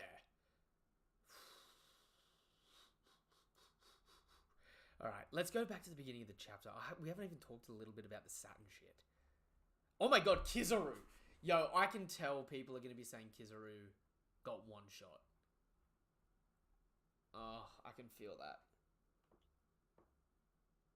I can feel that in my soul. Yeah, bro couldn't get up. In his defense, I think he's been afflicted, like the White Star Gun, I think it actually like afflicts you with dizziness. Hence the stars. Right? And you got to think about the symbology behind it, right? Light trying to rebel against the sun and seeing stars. That's pretty funny. Because that's all their conflict is, isn't it? The light man Yeah. trying to go against the sun god and just seeing stars. Like it's a wordplay joke. It's a pun. It's a pun on a pun. Right? But okay. Going up to the top, right? We still see Conqueror's Haki just absolutely everywhere. Bodies stabbed him. These 3 vice admirals are not the same vice admirals we see running in a little bit later. Yeah, good to see you, Monkey D. Dragon. What do you think their abilities are going to be? Because Doberman's in the middle, but the other 2 are just, like, doing their own shit. I feel like one of them, at least one of them, is gonna specialize in hockey. Like Doll. I really want Doll to be like just specialize in hockey. But the one that kind of looks like they have the chakram, The I hair chakram, yep. yeah, what I kind of was thinking about like a 1-2 Django type thing. Like it's far fetched, like definitely headcanon, but what if it's just the same thing that Django does? So, He just like dangles his head and just 1-2 Django. see, this is messing me up because we saw in the previous chapter that it's on the end of a pole. Like, he's got a staff with that on the end. Right. So, is it like leaning on his shoulder and he's putting it on his head? Or has he just taken off that chakram off the staff? But the way he's looking there, it looks like he's about to throw it off his head or like shoot it like a beam. Right. You know what I mean? Or, because it's like a blade, what if he just like somersaults into people? Yo, that would be hilarious. He's kind of like Horty Jones with the shark fin. He just like dives at people. Right? I I imagine it as a Liu Kang from a Mortal Kombat, but only Yes! being the hat. Yes. Yes. It just starts spinning. Doberman 100% just looks like a swordsman. Although I am curious to see how strong Doberman is. Him being like one of Yeah, the OG definitely. vice admirals that we were introduced to. This big dude with the big beard and the gun, I'm sorry. There is nothing I think anyone can do to make me be invested or interested in his abilities. He's a big dude. He looks like Charlotte Opera version 7. But for Yeah, the Marines. same thing with the otter dude. Like he looks alright, but yeah, I'm not really interested in like otter powers or anything. Immediately, when someone picks up a gun or a cannon in One Piece, they lose like 80% of their interest because there's just like, unless you're Usopp, Yasop, or Van Orga, there's no point having a firearm. Yeah. Like, it's just like genuinely, it's just like your stocks plummet, right? But this I invisible. mean, Izo was tearing it up with some guns, bro. Yeah, but the problem is with Izo. The best person Izo ever took like down with a gun was a CP0, remember? At point blank range after dying himself. Yeah, I was saying he didn't really take him out like fully. Like, they traded on some BS. Yeah. What if And I'm pretty he didn't even kill him. He got up and started messing with Luffy, right? That was the same agent that stopped Luffy from punching Kaido. We just gotten the question. What if Dragon also involved in God Valley? We see Kuma, Eva, only one less co-founder of the Revolutionary Army. What do you think? Yeah, we were talking about this a little bit before. 100% think Dragon's going to be there. I think if Dragon isn't a Marine at this point, he's being dragged along specifically by Garp because Garp's trying to force him to become a Marine. And Garp's just been assigned to God Valley. So it's one of those, like, take your kid to work days sort of thing. And, like, in the chaos of everything going on, I think Dragon's going to be going around freeing slaves and thus start the Freedom Fighters. Prior, though, like, He's gonna start the Freedom Fighters, but he's not gonna leave Garp's side here, if that makes sense. He's gonna free them. They're gonna go off. They're gonna start doing their own thing, but it's only gonna be because of Dragon's like kindness. And then Dragon's gonna seek them out later and then start the Freedom Fighters. And then after whatever happens to Ginny, I'm assuming they're gonna transition around the same time into the O'Hara incident and becoming the Revolutionary Army. Because part of the problem is as well, like if you look at Ginny, she almost looks like York, and we still need to find out how all the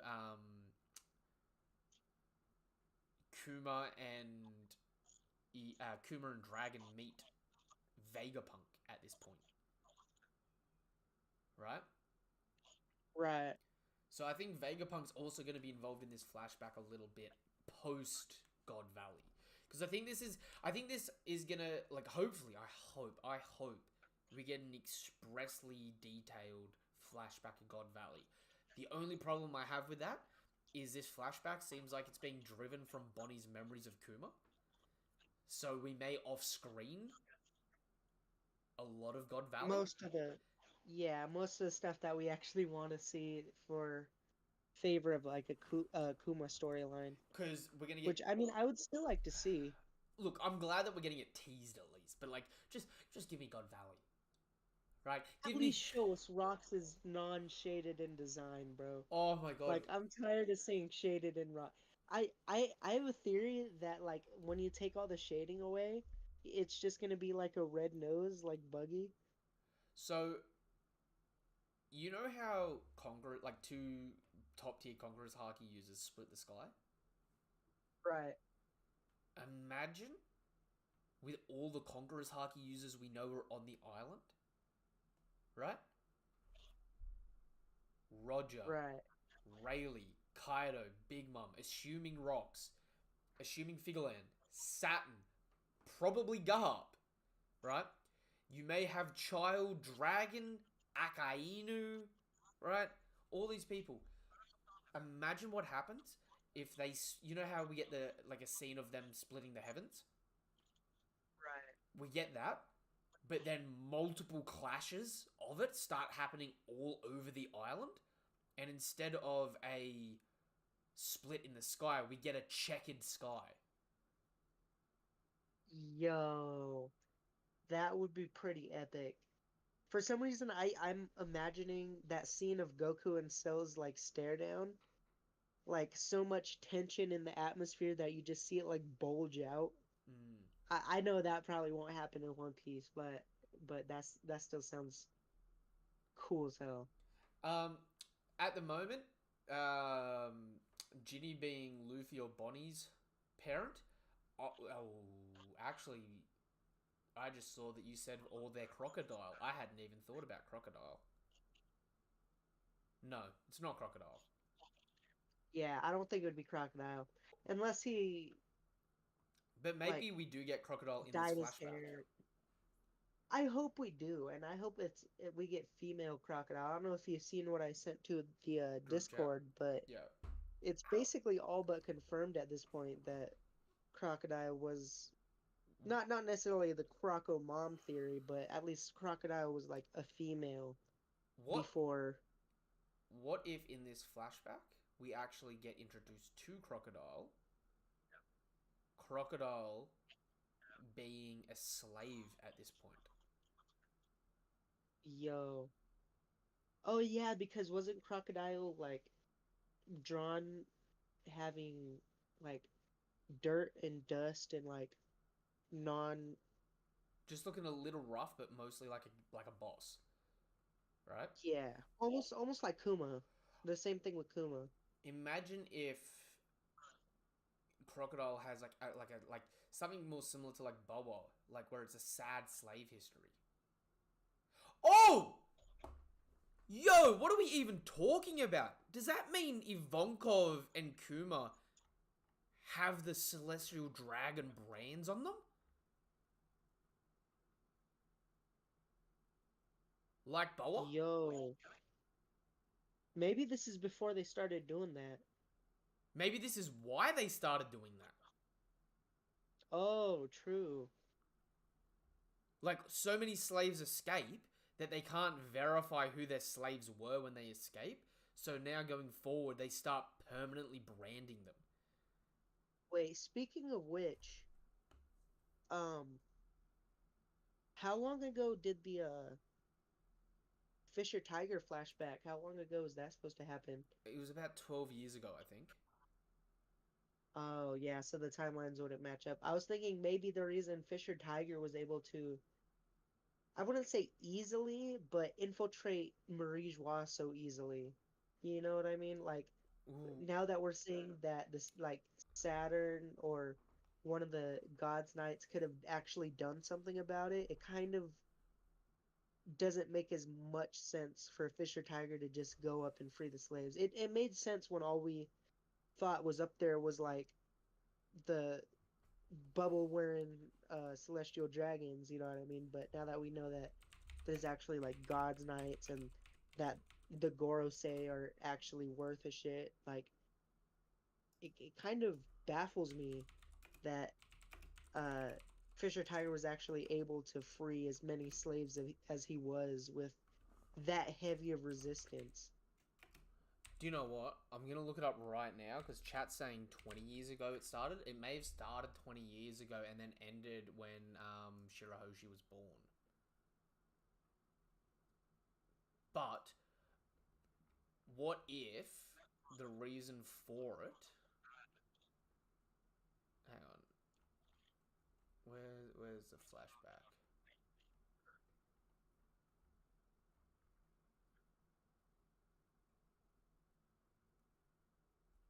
Hang on.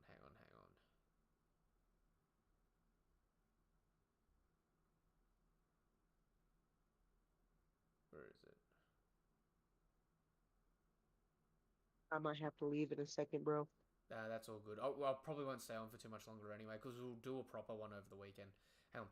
The truth was that he was captured by the world nobles and became a slave for years at Marijua as a slave. Tiger was abused, tortured, and humiliated by his masters. Years later, Tiger managed to escape. Thus, he committed a taboo against the world by climbing up the cliffs of the Red Line with his bare hands. I'm not seeing a specific time there, but I'm wondering.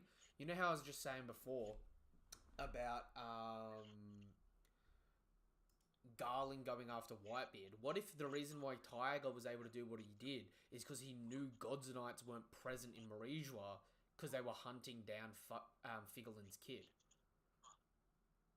Oh, yeah, Which true. is why Shanks as a Yonko is the hardest Yonko to actually track down. Because you know how they say he's hard to find? Yeah. What if that's because he spent his whole life trying to avoid them? Yo, now that for some reason now that we're talking about that, I got a strange like man marked by flames like idea, Ooh. or not really idea, but like it's weird that the man marked by flames and Shanks both seem to be like constantly moving. Because, like you said, Shanks is the easiest, or I mean, the hardest Yonko to get like a hold of. That's because he goes to like this island, he stays there for a couple weeks, couple months, whatever, and then he'll go to another island. He'll stay there for a couple of weeks, a couple of months, you know. Hmm. And we seen him even tell Luffy that like, oh well, it's my time to stay. I've been docked at this port for like too long already, so I need to go ahead and sail away. So it's just interesting that he shares that same mm, uh like energy or whatever you want to call it to just keep sailing, almost like the man marked by flames would be, Yeah. like just constantly sailing, constantly on the go. So you're like hard to get a hold of. Chat saying you think the man marked by flames is dragon. Personally, I don't think the man marked by flames is dragon, but now would be an interesting time for them to introduce the man marked by flames in the flashback, but have them introduced not marked by flames, if that makes sense. Yeah, that would make sense. So they get introduced in this flashback, and maybe like their fate is like left open ended, or like if Akainu is here and has already eaten his devil fruit. Ooh, ooh. You know how I was talking about how all the crazy devil fruits were on the island? Right. What if this is where Akainu gets his fruit too? Yo. What if that's where the three admirals get their Logias? Because Logias are like the rarest of the rare fruit. And if Crocodile's here, like we said, what if he gets his Logia here too? That could be wild. Because, like, the ironic thing about it as well is there's like the title of the island, God Valley, right? The Valley of the Gods. Okay, yeah, but like God's Valley is hell, realistically speaking, right? Hell because all the celestial dragons are here, but also because it's where they've got like the biggest concentration of devil fruits at the moment for a reward. Because this event could make so many of the figures that are prominent for the final arc. Definitely, yeah. Mm. I really like. I don't know if Marco would be like even alive at this point, but if he is, I think it would be epic to see like Marco get his mythical zone from here. Akainu joined the Marines 5 years after God Valley. Are you sure about that? Because I'm pretty sure we don't actually have a specific year for when Akainu joined. We just have more of a rough timeline based on when we know other people like Aokiji joined. Because we know Aokiji, Kizaru, and Akainu were all peers in the Marines. But just because they were all peers didn't mean they necessarily joined all at the same time. I think that information comes from the idea that Kizaru and Akainu joined at a similar time from the Vivra cards, but it was never specifically stated when they joined. Because you got to think as well, right? This is happening 38 years ago. Dragon and Akainu are 55. Right. So what? They're they're 17 here. You know what I mean? So it's like Yeah. they would have joined. They would have joined if they were going to join, which could actually indicate something even more interesting. If I don't know if I'd feel that way, but imagine if Akainu is like a young recruit here, like stationed here. What if something crazy happens? Like he looks up to like Figureland or something, based on some of the Yo, events maybe. of this arc. Hence why, like, even though he like bitches back and forth with the Gorosei, he doesn't have a problem protecting the Celestial Dragons. Right.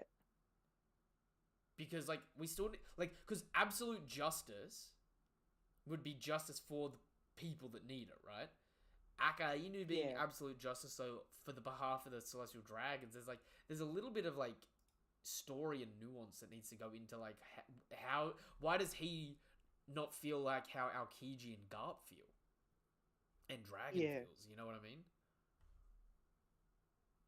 Which I feel like all of that and all of all the catalysts of all the major players at the moment could really just be told right here at God Valley. Now that we're exploring it more and we're finding out how many people were really here,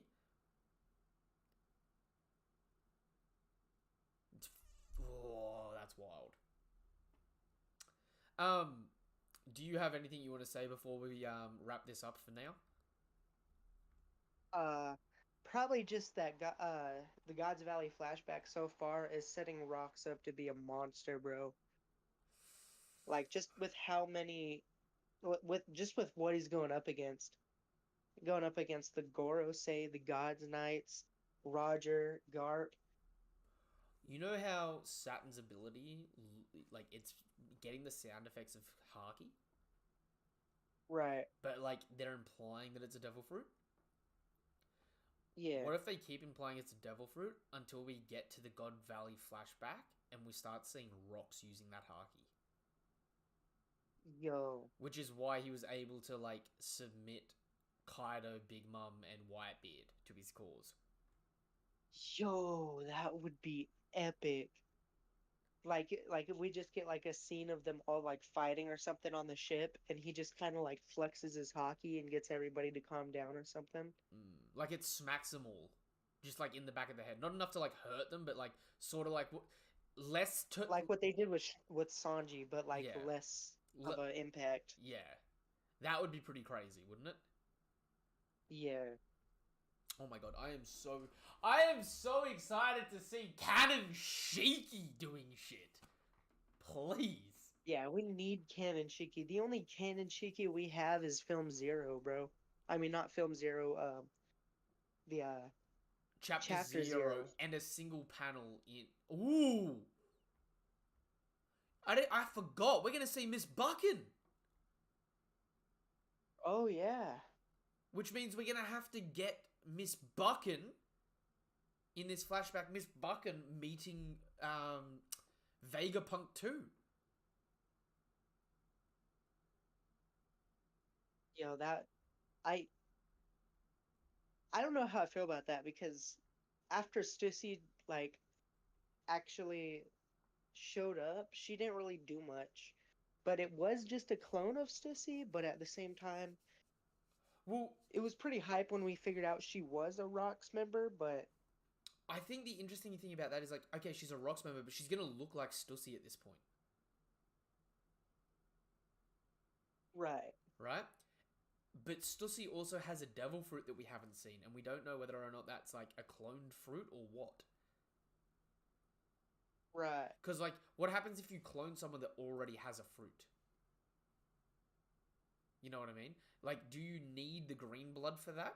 Or is that because you cloned someone, altered their DNA, and then you need to apply the fruit after? Right. Almost like feeding a weapon fruit. Whereas if you've already eaten the fruit and you clone them, the mutations already happen to their DNA. Possibly, Ooh. but I think that would be just like a Unfortunate. almost like a hack. You know what I mean? Like if Germa just got a hold of like a single devil fruit user and cloned all of like the Germa clones into like devil fruit users just because the original had that mutation, that I feel like that would be like a oh like just a win hack, bro. We'll Just have just like the to ultimate win con in One Piece. we'll have to see how it plays out. Definitely. Monkey D. Dragon. I'm sorry, I have to disagree. I don't think Thriller Bark is going to be God Valley, solely because this island just gets obliterated, and it also looks nothing like Thriller Bark. I think Yeah. Thriller Bark is just gonna be Thriller Bark, unfortunately.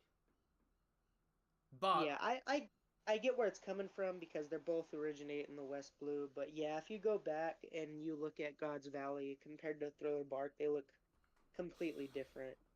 And but not just because like the two big hills, because of course those could have just been erased, but uh Thriller Bark looks completely smaller and really even if you look, it doesn't even seem to have like the same trees almost. It's more foresty, while I um think in a really weird way we're gonna get all the warlords connect, like their final connections made clear here, right? Because you got to think about it. what do you mean? Boa's a slave, Kuma's a slave, right? So their connection to the Celestial Dragons is slavery. Right, Mihawk is a rival of a Figureland. Doflamingo's a former Celestial Dragon, right? Jimbei right. was part of the Sun Pirates, and although Jimbei wasn't a slave, he was part of the anti-slavery coalition of fishmen post the slavery. Which just leaves Moria and Crocodile to fit in here, but Moria's from the West Blue, so Moria could be nearby. Yeah. And him And being an Moria seems to have like some sort of weird race if too. Moria's an Oni, he could be one of the slaves here as well. Yo, yo, that's true. Yo, we're about to see like I feel like we're about to see even if we're just watching Kuma's backstory, we're at least gonna see a few extinct races. Mm. Like I feel like we're gonna see a few Lunarians, we'd have to see. Well, I guess Puma's already been said to be a really rare species, so I don't really think we're gonna see any more Buccaneers Because besides Kuma. do you know what we've got to think about? Huh? Do you know what we've got to think about? What? When Moria and Kuma met, first thing Moria said, like Kuma goes, "If you were to go on a vacation," and then Moria shuts him up, and he goes, "Don't talk to me like that. I already know how your powers work." Which might be because Right. Moria and Kuma get their devil fruit from God Valley, and Moria sees Kuma as a kid using his fruit. Yo, that would be good, and it would also show the actual connection for why they. I mean, they don't necessarily need a connection because I mean they're both seven warlords, but it Mm. would show the connection for why exactly they sent Kuma of all people to warn Gecko Moria about the Straw Hats. Mm. It just adds more layers to an already thick plot. Right. I like it. I like it a lot. Um, that being said, we've been going for a little over 2 hours, and this isn't even the official discussion for this chapter. And I know you got somewhere to be, and I have to go organize dinner. So, I'm going to wrap this stream up here. Thank you guys and girls for coming through. If you haven't done so already, subscribe to the channel. Help us hit our goal of hitting 200 subscribers. Give the video a thumbs up and all that good stuff. Check out the link tree in the description down below. It'll take you to things like my Twitter, Twitch, TikTok, where you can follow. I'm trying to hit 1,000 followers over on TikTok. And it'll also have the link to my Discord. Join the Discord to talk anything anime and manga related, and also maybe even make your way onto the streams if you're ever wanting to, get in and get involved in that capacity. That being said, until the live discussion or until the next video of mine you watch, whatever it is you're here for, thank you guys and girls for coming through. Nothing but love, nothing but respect. Do you want to say bye, Young? Yeah, bye guys. It was a really good stream. Kind of kind of long too for not even being the official discussion yet, but It'll just give us yeah, more time to definitely a good theorize. stream. I, Yeah, definitely. I But still have to yeah, defend have a my good boy one, guys. Kiz. I still have to Who? defend my boy Kizaru. I can Yeah, tell the bro. slander that's going to be coming his way. I'm going to be going down swinging. I'm just saying the one tap is crazy. The one tap is crazy, bro. Nah, I'm.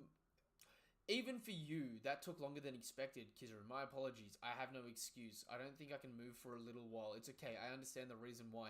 Everyone, Luffy one-tapped him. The real reason, Kizaru not wanting to kill Vegapunk and just playing dead. Yeah. Alright.